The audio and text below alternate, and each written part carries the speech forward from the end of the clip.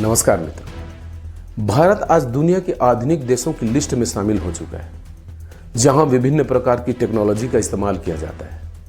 आज हमारी life style बहुत ही सुख सुविधा और आरामदायक हो चुकी है। लेकिन दोस्तों, क्या आपने कभी सोचा है कि 1900 के दौर का भारत कैसा रहा होगा? 1900 में भारत के लोग कैसे रहा करते थे, उनका जीवन यापन कैसा था, उनकी जीवन शैली कैसी थी? चलिए दोस्तों, जानते हैं आज के इस वीडियो में।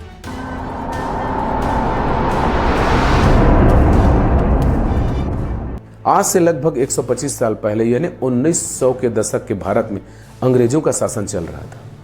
हालांकि उस वक्त भारतीय नागरिकों और क्रांतिकारियों ने काफी हद तक ब्रिटिश सरकार की नींव हिलाने का काम कर रही थी, और ऐसे में अंग्रेजों ने भारतीयों के साथ सख्त रवैया अपनाना शुरू कर दिया था कि कोई भी उनके खिलाफ आवाज न उठा सके। उस दौर में भारत के कई राज्यों में अंग्रेजी ईस्ट इंडिया कंपनी के कारखाने स्थापित हो चुके थे, जहां भारतीय नागरिकों को बहुत कम मजदूरी पर देर रात काम करवाया जाता था।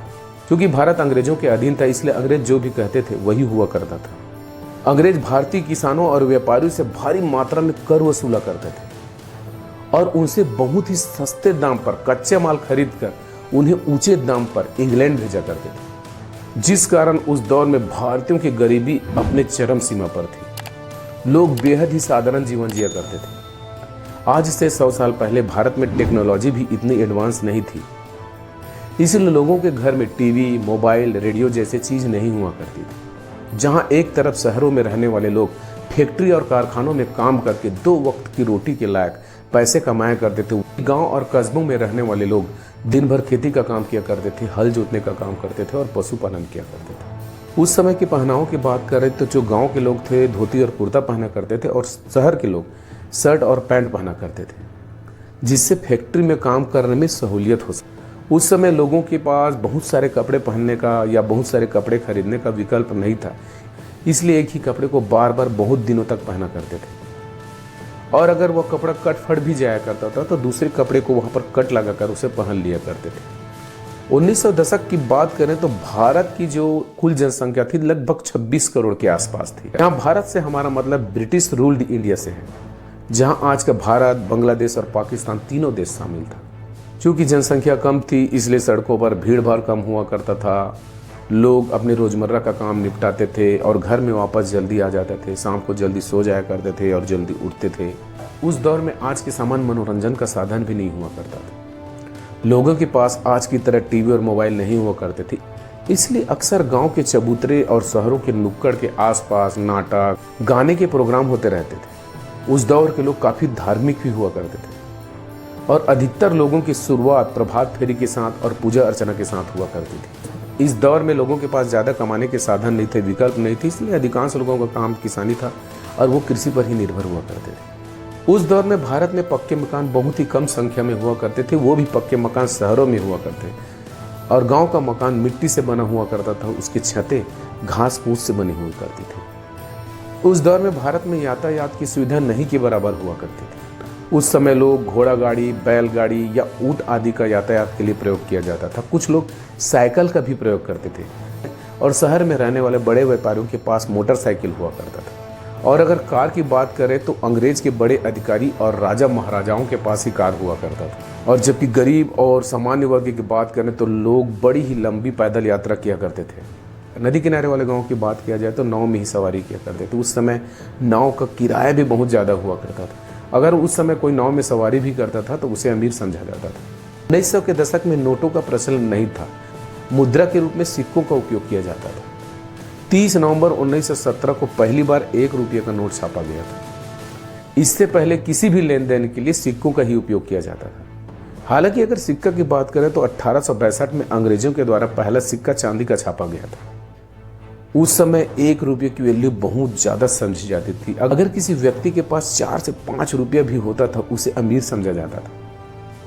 और उस समय बैंक या लॉकर तो हुआ नहीं करता था, इसलिए अगर सिक्के होते थे, जो पैसे होते थे, उसे जमीन में गाड़ कर सुरक्षित कर लिया जाता था। 1900 के दौर में खरीदारी के लिए मुद्राओं का प्रयोग होना प्रारंभ हो गया था। पहले सिक्कों का प्रयोग हुआ, उसके बाद नोटों का प्रयोग हुआ।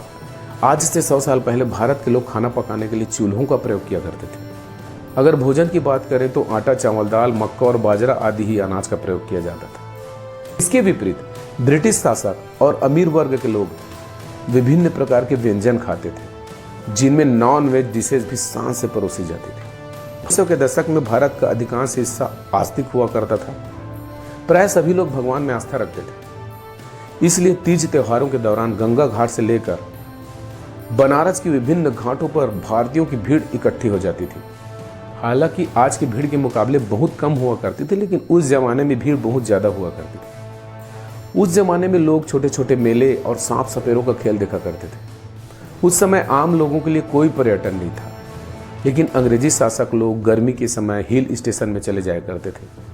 उस समय टेलीफोन, मोबाइल या इंटरनेट नहीं होता था, इसलिए चिट्ठी और पत्र के माध्यम से एक दूसरे को संदेश पहुंचाया जाता था, और कभी कभी चिट्ठी को पहुंचने में एक एक महीना लग जाया करता था, और जिसकी वजह से सही वक्त पर सही जगह पर लोग पहुंच नहीं पाते थे। अगर गांव का कोई व्यक्ति शहर में काम करने जाता था और करीब एक महीने में उसका जवाब नहीं आता था, तो लोग उसे प्रायः मृत समझ लिया करते थे। उस दौर में शिक्षा का महत्व इतना ज़्यादा नहीं हुआ करता था। अंग्रेजों के आने के बाद भारत का एजुकेशन सिस्टम पूरी तरीके से बदल गया। अब आश्रमों की जगह अंग्रेजी स्कूल खोलने लगे थे, और इन स्कूलों में आम भारतीय बच्चे नहीं पढ़ते थे। उन स्कूलों में बड़े जमींदार और बड़े अमीर लोगों के ही बच्चे पढ़ा करते थे। इस कारण भारतीय साक्षरता दर बहुत ही कम थी, और छोटे गांव की बात करें तो शिक्षा का आलम तो ऐसा था तो पूरे गांव में एकाध लोग ही पढ़ लिख पाते थे। छोटे बच्चे घर में और खेतों के काम में अपने माता पिता का सहयोग करते थे, जबकि शहरों में अमीर वर्ग के बच्चे शिक्षित होते थे और आगे की पढ़ाई करने के लिए विदेश जाते थे, लंदन जाया करते थे। इस दशक के भारत में स्वास्थ्य सुविधाएं भी बहुत अच्छी नहीं थी, इसलिए लोगों को महामारी और कुपोषण जैसे भयंकर बीमारियों का सामना करना पड़ता था। उस दौर में घर घर तक नल और पीने की पानी की सुविधा भी नहीं होती थी, इसलिए महिलाओं और बच्चों को कई किलोमीटर दूर चलकर पानी भरने के लिए जाना पड़ता था, और वो भी पानी बहुत ज़्यादा साफ नहीं हुआ करता था। 1900 के दशक में भारत में शौचालय की भी व्यवस्था नहीं थी।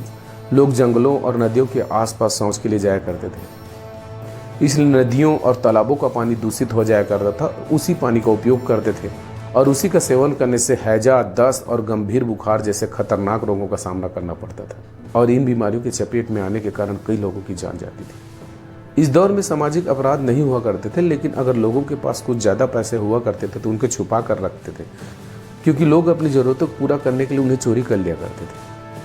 हालांकि 1900 के दशक में चोरी, डकैती और बलात्कार जैसे सामाजिक अपराध बहुत कम थे, लेकिन उस वक्त भारत की जनता अंग्रेजों की गुलामी और अत्याचार से काफ़ी ज़्यादा त्रस्त हो चुके थे। लोगों के बीच प्रेम और हमदर्दी की भावना बहुत ज़्यादा थी।